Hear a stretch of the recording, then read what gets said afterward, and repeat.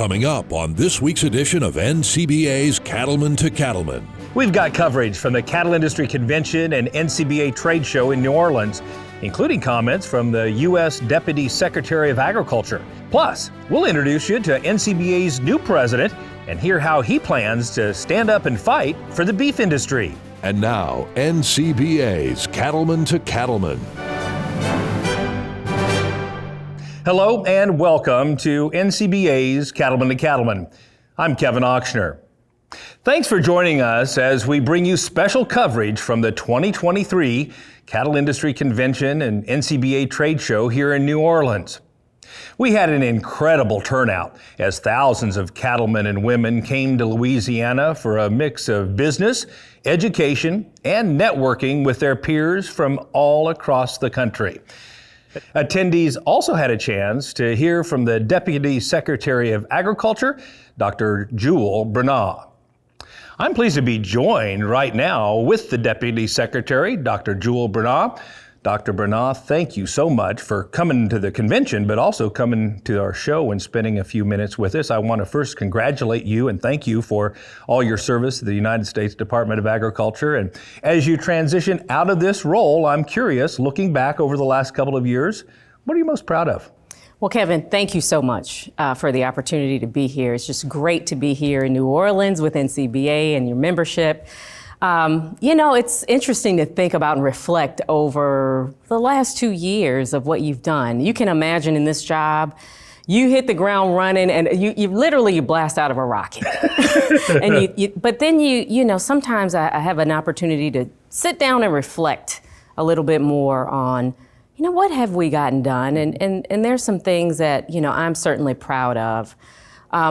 One, I have to acknowledge that the Biden-Harris administration and Congress have invested historic resources into our economy, and USDA has certainly benefited from the American Rescue Plan, the Bipartisan Infrastructure Law, and the Inflation Reduction Act. Mm-hmm. It has given us an opportunity to really make investments in producers of all shapes and sizes. Mm-hmm. For me, I think about the opportunity I've had to really travel the world and raise the platform of U.S. food and agriculture.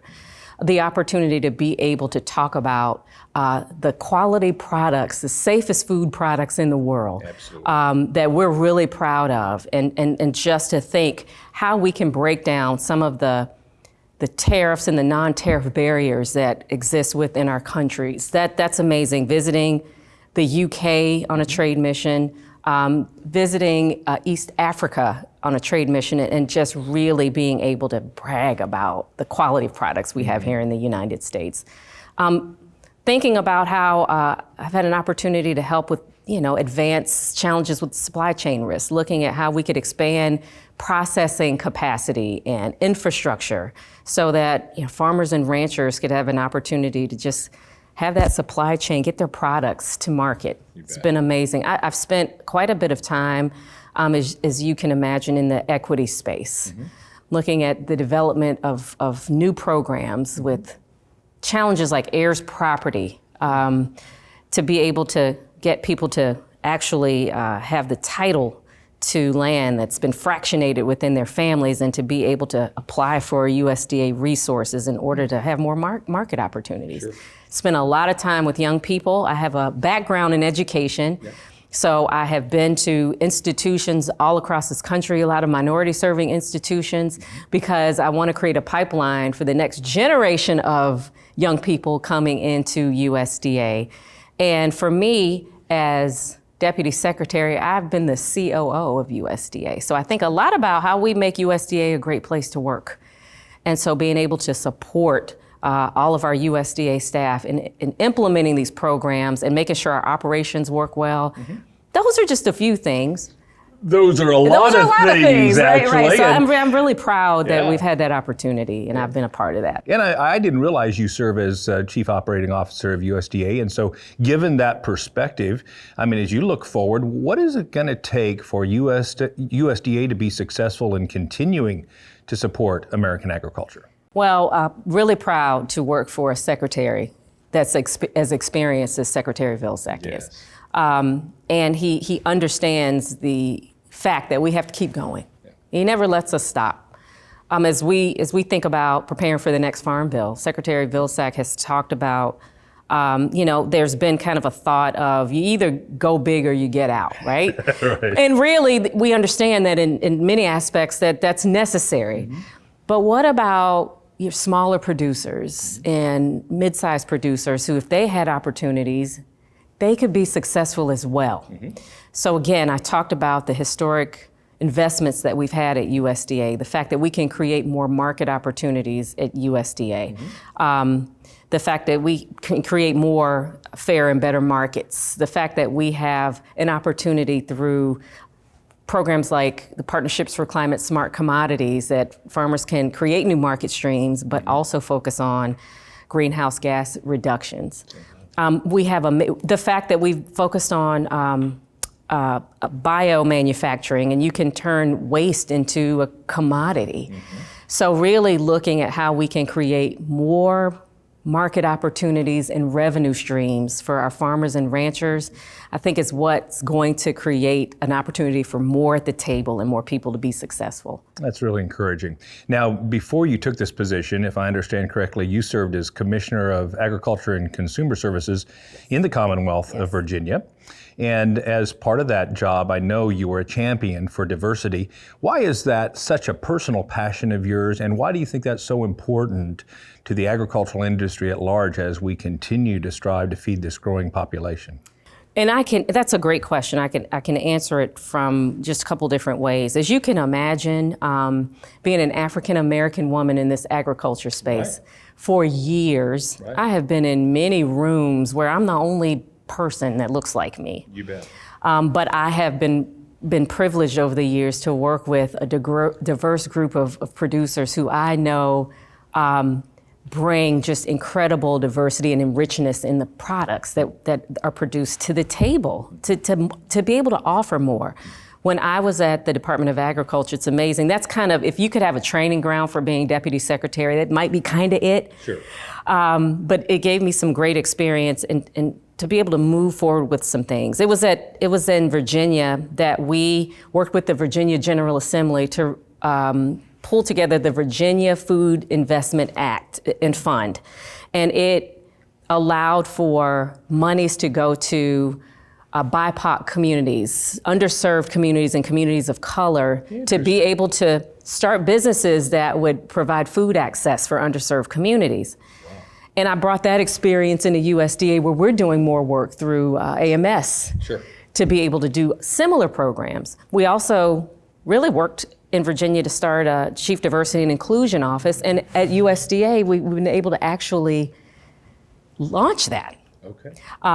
We have hired a new person because it's important that in any organization that people are reflective of what society looks like. Sure. But it's also the diversity and the types of agriculture that I think is really, really important. Mm-hmm. Because when you have different size, different types of agriculture, there's more bounty for everyone to enjoy, more opportunity for international exports, which is something that, I learned a lot from Virginia, and I do a whole lot of that here at USDA. And it is critically important for the beef industry, I promise you that. Yes. Exports are top of our list.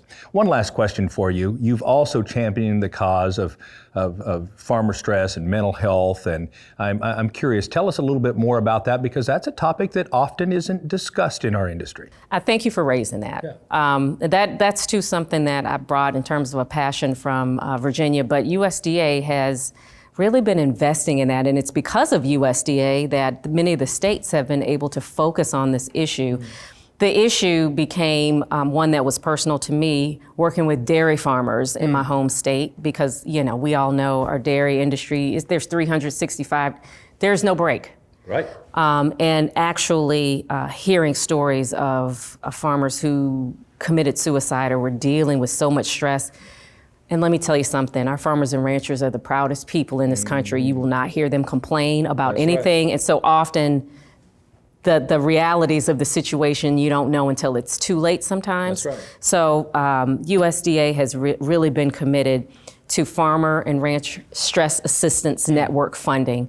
It went out regionally to 4 regions of the country in 2020. In 2021, funding went out to all 50 states through the state departments of agriculture to educate, to even provide with legal services to address this issue. So people had a place to go if they needed to talk about it. Yep. We've trained field staff folks in our field offices to kind of look to see if there's some things to be concerned about. They're trusted people sometimes, can have a conversation or help someone go to a place where they can get help. We've invested in telemedicine. That means, they're far-reaching places where people can just be in their own homes. They can get assistance, and they can be educated.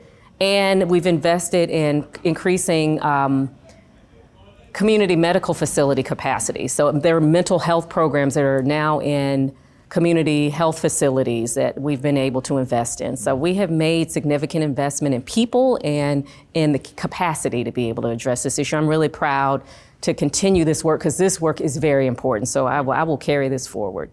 Deputy Secretary Bernal, thank you so much for your service to our industry and for coming to our show. Thank you. Thanks for having me. It's so important to help support the work being done for you on Capitol Hill by becoming an NCBA member. It's easy to join. Just call 866-233-3872, or you can visit the website ncba.org. And joining me now to discuss some of the important policy work that was done at this convention is Ethan Lane, NCBA's Vice President of Government Affairs. Ethan, tell us about how the work at convention helps really chart the course for you and your staff in the coming year. Well, this convention is really the starter's pistol for our policy process that goes throughout the year.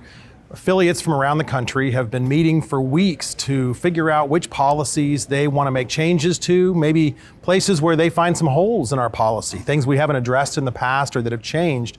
And all of that has been addressed over the last week here in New Orleans to make sure that my team in Washington has the latest possible feedback from producers around the country. We debate it. You get those perspectives from other parts of the country that maybe haven't had a chance to look at an issue. And that gives us the freshest possible perspective to deliver back to Congress to make sure they're hearing from producers in real time on these issues. And then we'll do it again in the summer at the summer business meeting and keep that process going. And by doing it that way, we're always revising and looking at things a different way and bringing in new opinions to make sure we're always on the leading edge of whatever's happening in the policy front. And speaking about the leading edge on the policies front, clearly a hot topic is the Farm Bill. Why is it so important for NCBA to be engaged in this discussion? Well, every 5 years, we have one big bill for agriculture that really sets the pace for everything else we do. Now, we engage in that process differently than other parts of agriculture. Everyone asks for something or looks for something different from the Farm Bill. But for us, it's really important that we secure those resources for the voluntary conservation programs that allow us to be such incredible stewards and that the sustainability footprint that we're so proud of, it's so different than the rest of the world, comes from a lot of those resources in the Farm Bill. Risk management is a big issue for our producers, particularly on the cow-calf side. There just aren't enough tools available for the average cow-calf producer to manage risk the same way a big operation can. So we're going to be really looking at ways to move the needle there.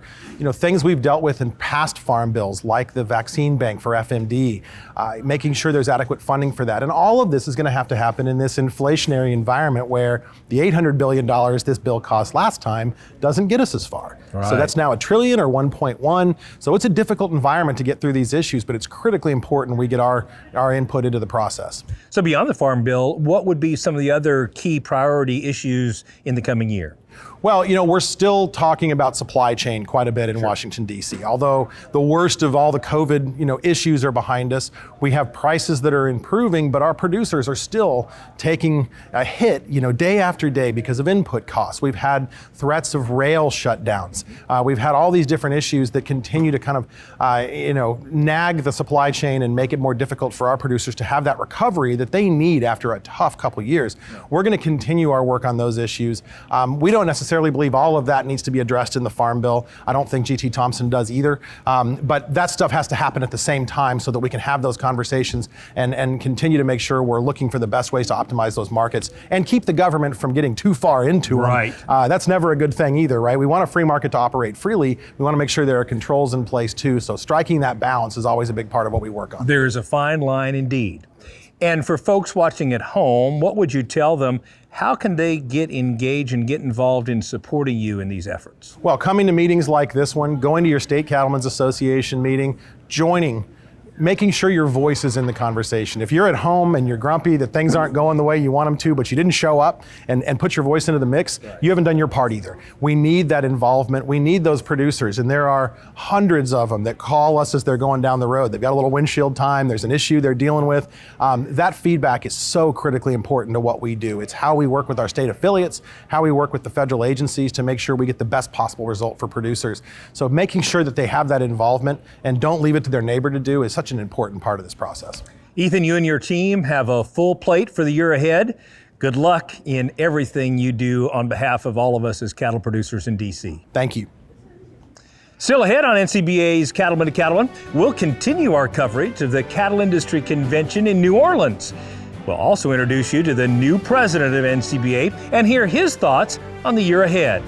Stay with us. We'll be right back. Cattle producers across the country work hard to care for their animals and their land. The USDA's Natural Resources Conservation Service is there to help. Find out how you can work with NRCS to develop a conservation plan for your operation. Find possible funding resources for implementing conservation practices, or get free expert advice on ways to improve your farm or ranch. Visit the website nrcs.usda.gov today.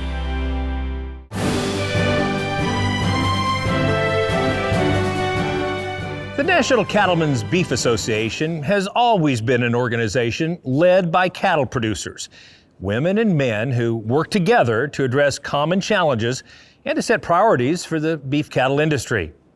In fact, NCBA officers are volunteer leaders.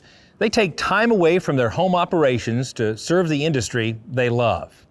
Let's learn a little more about South Dakota's Todd Wilkinson, the man taking the reins as your 2023 NCBA president.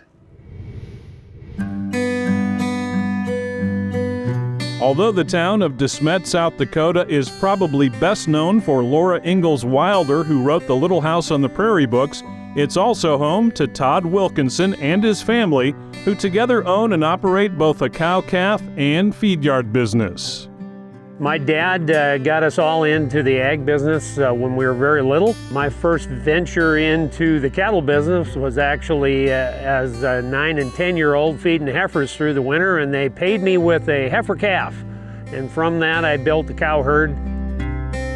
We started our first feedlot back in the early 90s, grew it from there, and then built another feed yard and have since built another background yard.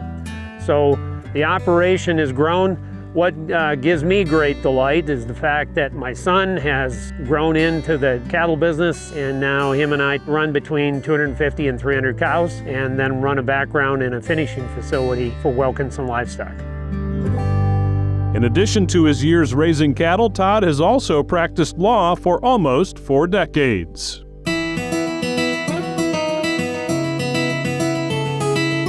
The area that I have developed a little bit of a niche for is pretty heavy ag-oriented and estate work. I work with producers in multiple states, dealing with some things that a lot of people would recognize, like CAFO permitting and trust and estate setups and succession planning for farmers and ranchers.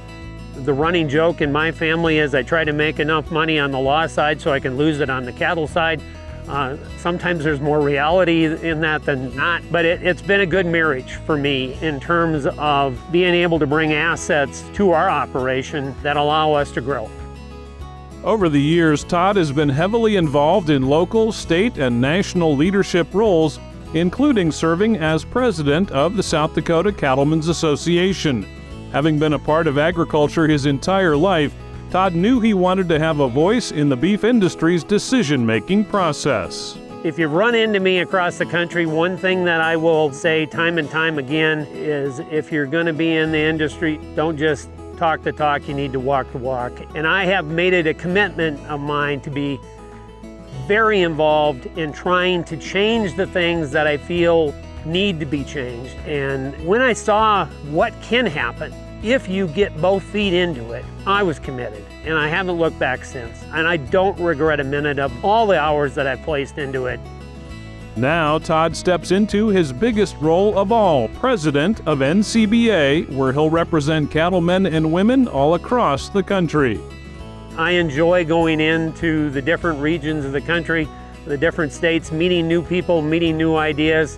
I'm literally taking the philosophy I'm going to put on boxing gloves, and I'm going to be swinging for the industry, because I think that the regulatory challenges that we're going to face in the next couple of years are going to be daunting. I'm anything but a pacifist. You know, if this membership wanted to elect a guy that's going to be ornery, well, they've succeeded, because that's how I'm going to approach things. And I'm going to bring the same level of passion that I bring to my involvement in this organization to trying to fight back and protect this industry from the people that want to put us out of business. One focus for Todd during his time as president will be traceability, because he knows a foreign disease outbreak could devastate the beef industry. I see traceability as not a negative. I see that as an insurance policy. Putting that tag in the ear of that breeding cow and knowing where that cow is to be able to identify it quickly in the event of an outbreak could save my cow herd. And I want to save my cow herd, because that's the future of our operation. And every producer should be willing to do that to protect their herd. Don't look at it as a negative. Look at it as an insurance policy and the way to have some viability for the future. Despite spending some time on the road in his role as NCBA president, Todd will continue his work with the South Dakota Cattlemen's Foundation to put on the Primetime Gala. This annual event raises money to provide beef to food insecure families throughout the state.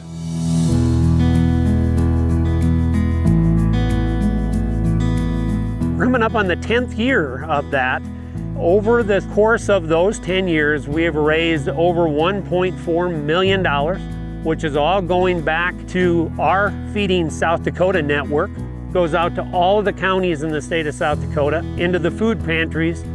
And we made one stipulation on our gift of money, is that it has to be used to buy beef, and it has to go back in to feeding those that are at a food disadvantage. And it just highlights what we in this industry can do and the good that we can do if we all get behind a common theme.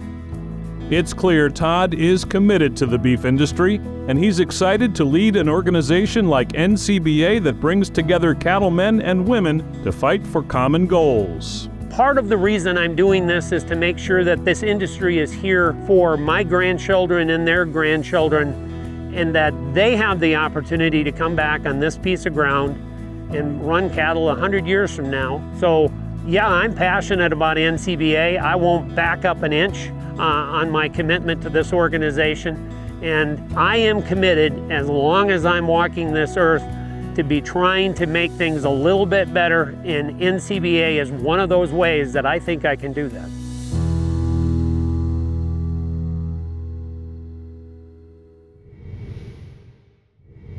Joining us now is the new president of the National Cattlemen's Beef Association, Todd Wilkinson. Todd, you said you were going to be a fighter for our industry.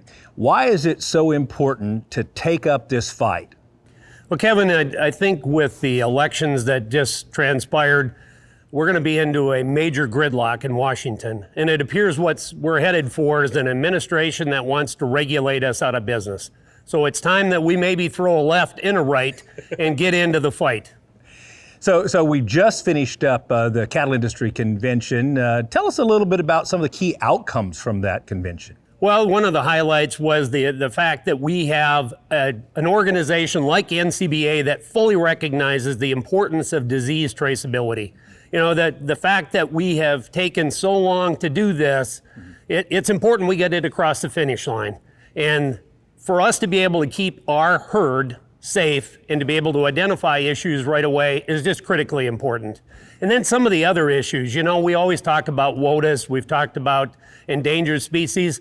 All of those things are important, but they really get highlighted when you get a bunch of producers that are concerned about what's happening in their backyard. There was a lot of passion around both of those issues. So I guess as you look forward into the next year, what would you say are 2 or 3 of the key priorities for your year as president? Well, unfortunately, part of it's going to be throwing those punches because we're going to have to fight back, and we already are. As we came into this convention, we have weighed in on a lawsuit against the EPA. We've also taken on U.S. Fish and Wildlife in the Endangered Species Act. I anticipate that we're going to continue to get into those things, particularly in the western areas, to try and protect our federal lands. Because somewhere along the line, it appears that the federal land definition has gone away from public, and a certain segment of the population thinks they're theirs. Well, it's time we tell these people that our folks have been there forever, and they are the ones that are truly protecting those federal lands. And stewarding those lands for generations. Absolutely. Yeah. One last question. We don't have time for a complete inaugural address, but what would be 2 or 3 messages you'd want to share as you take the reins as president? I think the biggest one that I can convey is let's all get into the fight together. Let's not just stand back and try and get into little corners and not communicate this message. We're about 2% of the population, and I'm adding farmers and ranchers together. And when we split up onto little bitty issues, it seems like we're less effective. So if we can get our entire industry together and get united on the points that we need to be united on, that's how we protect our future generations. Too often we get caught up in these issues, and I worry then about whether my grandchildren are going to be able to do the same thing that I'm doing. So I hope that the producers are going to recognize that and want to protect their future for their generations. And then activism doesn't mean that you have to shout from the mountaintops, but what it does mean is you have to be an advocate. Yes. And being an advocate is just critically important. Back where I'm from, the favorite spot to go to is maybe the elevator or the local coffee shop where you complain about issues. Well, complaining doesn't cut the mustard anymore. Now it's up to action. Well, I've seen you on Fox News and give testimony to Congress. You're a wonderful advocate for the industry. Keep up the good work. Well, I appreciate it, Kevin. Thank you very much. To keep up to date on all the issues facing cattlemen and women and to help make a difference in the industry, why not join Todd as a member of NCBA? It's easy to do. Just call 1-866-233-3872 or visit ncba.org. Still to come on this special edition of Cattlemen to Cattlemen, meteorologist Matt Macon stops by to give us the long-term forecast. Stay with us. We'll be right back. It is inevitable. Like the rising and setting of the sun, your gravel driveway will need maintenance. Drudgery? Never. Be the right person with the right tools doing the job the right way by watching How to Maintain a Gravel Drive Using a Box Blade with Hydraulic Scarifiers. Brought to you by tipsnotebook.com. When better how-to videos are made, we will make them. Join the National Cattlemen's Beef Association. NCBA is the oldest cattle industry organization, working every day to defend your interests in Washington, D.C. And there are big benefits to being a member. You'll get news you can use in the National Cattlemen and policy updates from Beltway Beef, plus big discounts from John Deere, Cabela's, and more great partners. Join now. Call 866-233-3872 or sign up online at ncba.org. Time now for Weather Watch, brought to you by Ag Risk Advisors and WSR Insurance. You know, just like the cattle markets, farmers and ranchers across America are very much tuned in to the weather and the different weather patterns that could affect their livelihoods. And here in New Orleans, at the Cattle Industry Convention's very popular Cattle Facts, Market, and Weather Outlook seminar, Meteorologist Matt Macon said we could start to see a shift from one of those current weather patterns that has been causing a lot of drought in a lot of America, La Nina. Now joining us is Matt. And Matt, talk about maybe seeing a possible shift in this weather pattern, which of course would certainly be some welcome news for the better part of America. Sure. When you throw out the word La Nina, some people react one way. When you throw out El Nino, usually there's some cheers because you bring in that water. And we're going to see that transition. We are getting rid of La Nina, we'll be in neutral, and then we open the door to El Nino. And it's the curiosity of folks, well, how quickly can we bring in El Nino? And I think it's important to emphasize patience. The atmosphere likes to run its own timeline, but we are heading in that direction. So this year, the outlook is far more favorable for the vast majority of the country than it was at last year's convention. You know, as we've been talking with some of your teammates at CattleFax on the analytical side of the cow business, boy, La Nina has really caused a lot of heartache in terms of drought, herd liquidations, and so El Nino would certainly bring some much needed precip to a lot of these cattle operations, wouldn't it? For sure. And we were talking about a historic La Nina. It was historically long and historically strong. So that was kind of more than just drought. It was a longer term drought, more impactful. We really need a lot of recovery in soil moisture, those kind of conditions. And that's for a lot of the growing areas. So even as El Nino kicks in, which is positive, brings in the moisture, the recovery efforts are kind of backlogged. La Nina built this up, and El Nino will slowly chip it back down into place. So we've been talking about the weather pattern and this shift from hopefully La Nina into El Nino, which will bring more moisture to a lot of the country. How does that then translate into, short and long-term temperature patterns? It's as you kick in El Nino, temperatures will cool. So by and large, as we transition through this, La Nina was heat and drought. And as you go into El Nino, you moderate and then start to cool down and bring in that water to supplement the cooling, supplement the soils, all of those things. It's all a feedback mechanism. So as we go throughout this process, temperatures, you'll see if you look at a graph, you can see in time we'll bring up the moisture and temperatures will be cooling down with this El Nino. So even if you're not getting all the moisture you want, perhaps the temperatures are helping you out by not being as extremely warm. Anything else that was part of your presentation here in New Orleans that you want to share with this audience who maybe couldn't join us here at this year's Cattle Industry Convention, but you want them to know, whether it's this spring or into summer or even looking further down the road? For the spring, still plan on La Nina's impact. Still plan on drought for the central and southern plains, moisture for the northern plains. As we get into the summer, things start to neutralize, but everyone east of the Rockies during the summer and the fall largely has more frequent storm systems, a better chance of precip. So we're looking better going forward this year than we were last year. As far as huge returns, huge gains, don't look for those kind of El Nino placements of surplus water until well late into the year or even into 2024. Perfect. Well, we appreciate that insight. Again, we've been talking with Matt Makins, the meteorologist at CattleFax. Some very, very useful information for cattle producers across America. Again, for more details about everything that CattleFax has to offer for the U.S. beef cattle industry, you can visit them online at cattlefax.com. Weather Watch is brought to you by Ag Risk Advisors, with you no matter the weather. And by WSR Insurance, providing insurance solutions for more than a century. Visit their websites for more details. Thanks, Russell. When we come back, we'll take you inside the CattleFax Outlook Seminar and hear what the experts think about the markets for the rest of the year. Stay with us.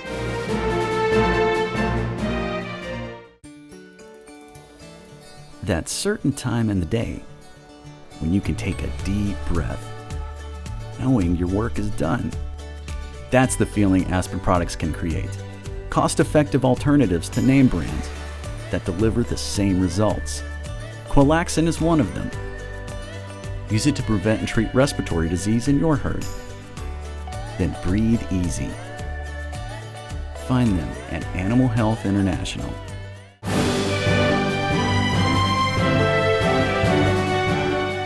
One of the highlights at the Cattle Industry Convention every single year is the Cattle Facts Market and Weather Outlook Seminar. And here in New Orleans, the take-home message, tighter supplies equals higher prices. Now joining us here on Cattlemen to Cattlemen from Cattle Facts is their Kevin Good.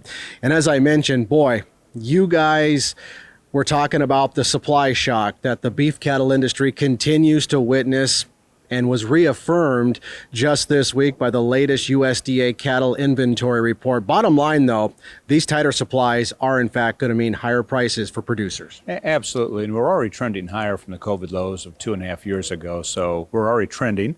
The supply side of the market does look extremely friendly. Let's remember that last year was still record beef production because of drought. You know, we liquidated a lot of cows, and also we've pulled the feeder cattle and calf supply forward over the last couple of years too. So it is going to be kind of a supply shock as we go through this year and beyond. We're forecasting nearly a 5% reduction in beef production this year, and obviously over the next couple of years it'll get tighter yet. Maybe describe a few of the classes of cattle and what that means in terms of actual dollars and how high or how much higher they're going to be versus just a year ago. Oh, absolutely. We started the Fed market in here, and last year we averaged 144, and this year we're forecasting to average 158. We can even start back before that and talk about beef prices because it's all translating into still record high beef demand. Retail prices this year we're forecasting to be up only 1%. Wholesale, the cutout, up 4%, but fed cattle up 10%. So it's a margin realignment as we get into tighter supplies. More of those record dollars at retail will trickle back to the fed market at 158. That will trickle back to a stronger yearling market at 195 and to a stronger calf market at 225. Well, it's certainly been long overdue, and more profitability obviously is some good news for America's beef cattle producers. But even with that said, there are still a few headwinds in the industry. Well, absolutely, and it starts with the weather patterns, which are in the process of changing, and that's positive. But other than that, we think about input costs, whether it's feed, whether it's labor, not only cost but availability. Interest rates are huge as they've bumped twice as much as they were just a couple of years ago. So all those are headwinds for our producers. We still are optimistic that prices will move high enough over the next couple of years to be profitable and start to rebuild the factory. But at the same time, short term at least, we've got to get into better shape from a weather standpoint, number one, and then obviously some of those input costs are going to continue to be a headwind.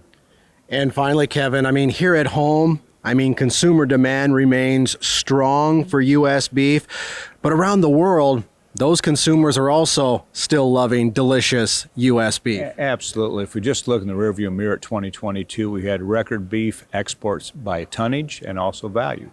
And if you think about the value of what we export, it's about 23% of the value of a fed steer heifer is exported, record high. As we go from this year forward, obviously with tighter domestic supplies and higher prices, that'll be a headwind for exports. But we're still optimistic that exports will hold together rather good this year. Tonnage-wise, maybe down a couple notches, but dollar value, probably still a new record this year again. Well, we always appreciate your insight, and thank you for joining us here on Cattlemen to Cattlemen. Thank you. Good to be with you. All right. So, if we can get a little bit of help from Mother Nature, and we can get some lower input costs, at least according to the Cattle Facts team, things are looking awful good, at least for the next few years for the U.S. beef cattle industry and all of its segments. For more details, you can always visit cattlefacts.com. Still ahead on Cattlemen to Cattlemen, we'll introduce you to one of the new regional winners of the Environmental Stewardship Award. Stay with us. We're back in New Orleans right after this.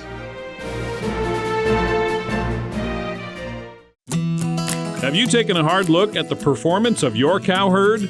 More producers are turning to the proven genetics offered by Gelbvieh and Balancer females. We like the Balancers just because they're really good mamas, they got good feet and good udders. So the reason that we started using the Balancer genetics is to create the perfect hybrid female. To have that composite hybrid female that lasts a long time, has moderate mature status, and highly fertile. Moderate-framed Gelbvieh and Balancer females stay in your herd longer and offer outstanding performance. Gelbvieh and Balancer females are really known for their fertility, for their longevity, and for the ability to raise heavy weaning calf year after year. Make the smart, sustainable, and profitable choice with Gelbvieh and Balancer females. Find out more at gelbvieh.org.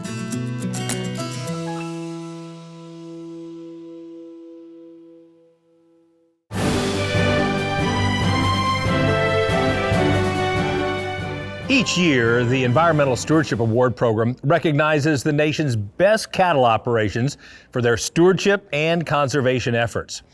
The 7 regional winners for 2022 were announced at a special ceremony in New Orleans. And over the next couple of weeks, we want to share their stories with you.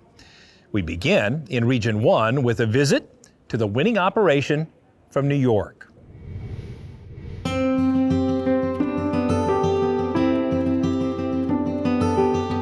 Being an asset to the environment is really important to us, and we're proud to be environmentally sustainable, but we always strive to do better and do better every year.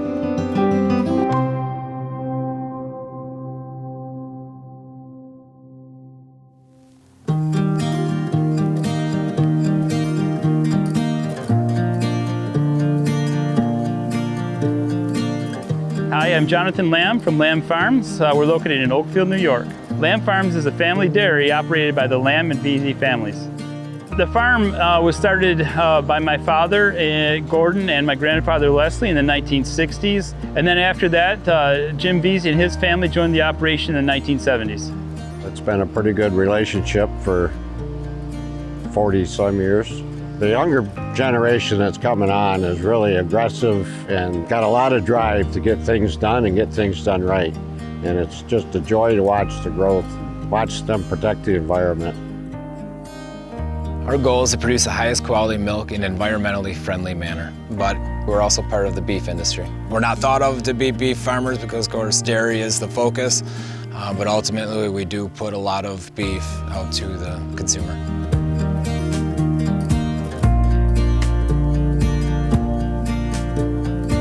We think about manure every day because it's such a volatile piece of our farm.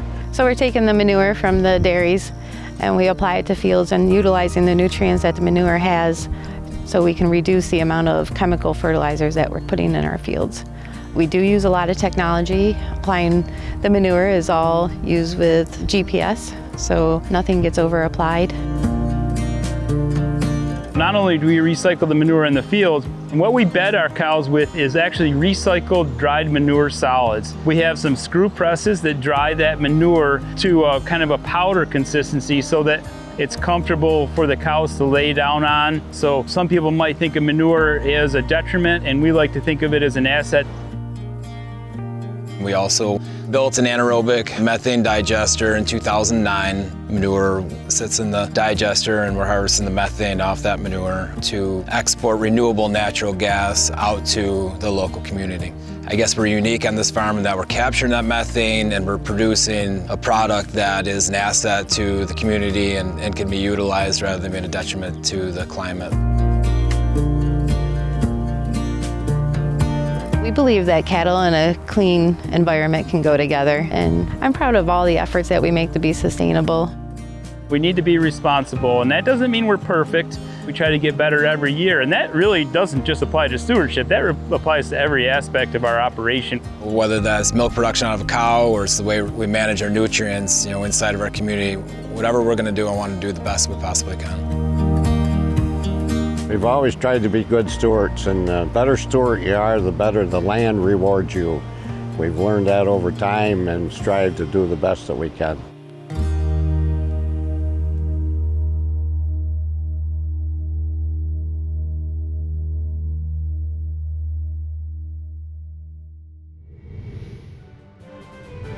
Still ahead, we'll hear from one of the great speakers at this year's Cattle Industry Convention and NCBA trade show. Stay with us. We'll be back right after this.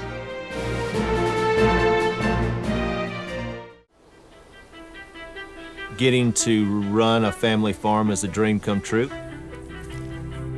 When you can grow good grass, there's opportunity to grow plenty of weeds. We want to use the tools that will help us do a better job. I would like the legacy to be that we took really good care of the land and we truly did it as a passion, and we did our very best for the right reasons.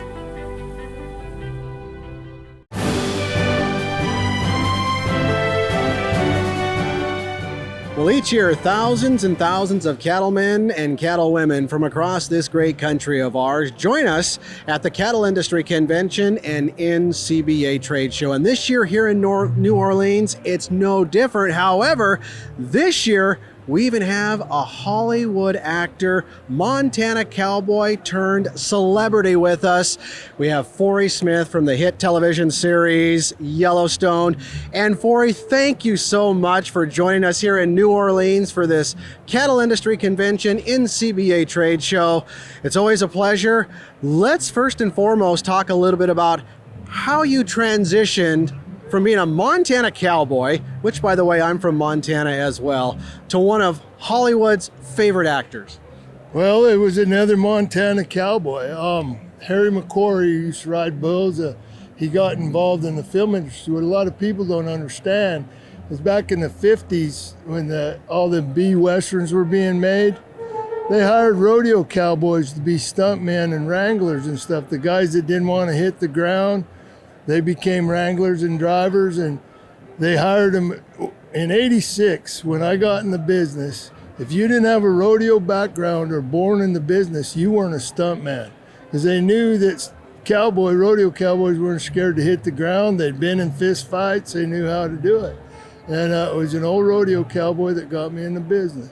I'll be darned. I hadn't heard that story. From Belgrade, Montana. From Belgrade, Montana. Let's talk about Yellowstone. I mean, when the series was first presented to you, or the story behind, which is now a hit television series, I mean, what did you think of it when you first read through the script, and how'd you even get interested in trying to become part of this Yellowstone cast? I was actually hired for Kevin Costner. When I got involved, Robert Redford was going to be the star. Taylor met me on Hell or High Water.